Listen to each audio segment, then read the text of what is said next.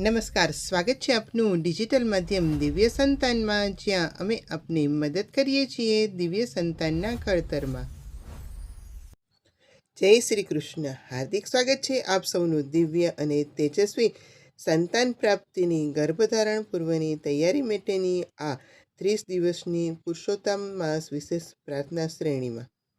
આજે આપણે પ્રવેશ કરી રહ્યા છીએ 11મા દિવસમાં. આ સૃષ્ટિમાં સંતાનને જન્મ આપવો એ એક પરમ દિવ્ય આધ્યાત્મિક યાત્રા છે. પવિત્ર અધિક માસ એટલે કે પુરુષોત્તમ માસમાં કરેલી સાધના અને પ્રાર્થના સિદ્ધિ પરમાત્મા સુધી પહોંચે છે. આજે 11મા દિવસે આપણે બ્રહ્માંડની સર્વોચ્ચ ઉર્જા એટલે કે ગાયત્રી શક્તિના આવાહન દ્વારા આપણા ગર્ભને, આપણા શરીરને અને આપણી આત્માને તેજસ્વી બનાવવા જઈ રહ્યા છીએ.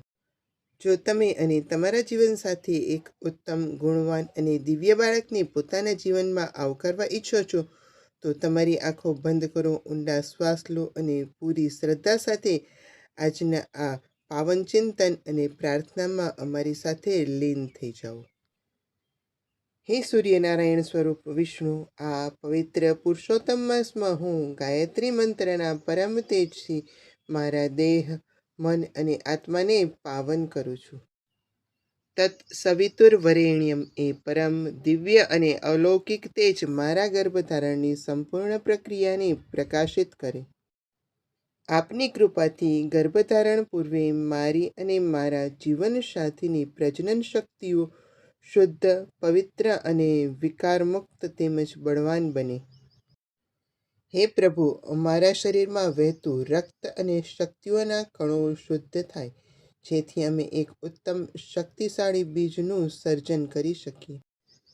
જે રીતે સૂર્યના દિવ્ય કિરણો પૃથ્વીના ગર્ભમાં અંધકાર હણીને નવું જીવન ખીલવે છે, સૃષ્ટિને વનસ્પતિ અને અન્નથી હરીભરી કરે છે, તેવી જ રીતે આપના કલ્યાણકારી તેજથી મારી કુખમાં પણ એક નવું મંગલમય જીવન અંકુરિત થાય.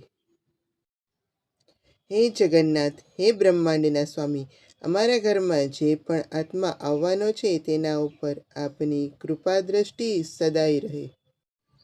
આવનાર બાળકનું મુખારવિંદ સૂર્ય જેવું તેજસ્વી, ઓજસ્વી અને આકર્ષક હોય.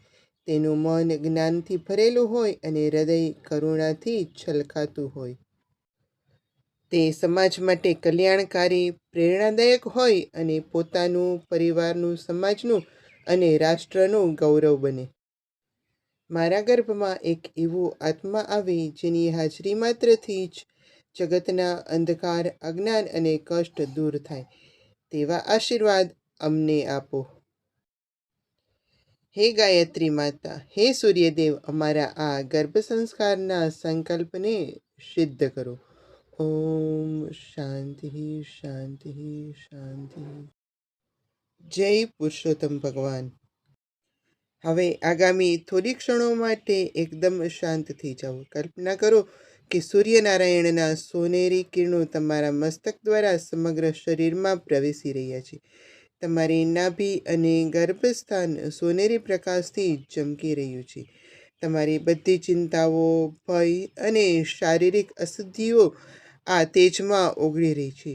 તમારું શરીર એક દિવ્ય શિશુને આવકારવા માટે સંપૂર્ણ રીતે તૈયાર અને પવિત્ર બની ચૂક્યું છે. આશા રાખીએ છીએ કે આજના 11મા દિવસની આ ગાયત્રી શક્તિ પ્રાર્થનાએ તમારા મનને અદ્ભુત શાંતિ અને સકારાત્મક ઉર્જા આપી હશે.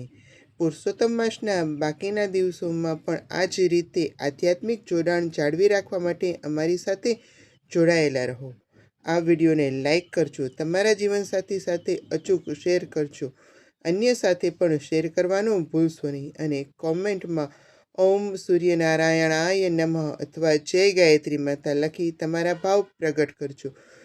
જો તમે આ ચેનલ ઉપર નવા હોય તો સબસ્ક્રાઈબ કરવાનું ભૂલતા નહીં, જેથી આગામી દિવસોની પ્રાર્થના તમને સમયસર મળી રહે.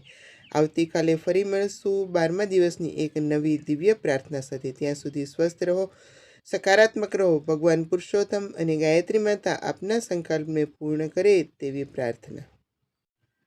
ફરી મળીશું નવા વિષય સાથે નવા વિડીયોમાં. આજના વિડીયોમાં બસ આટલું જ. અસ્તુ. ધન્યવાદ.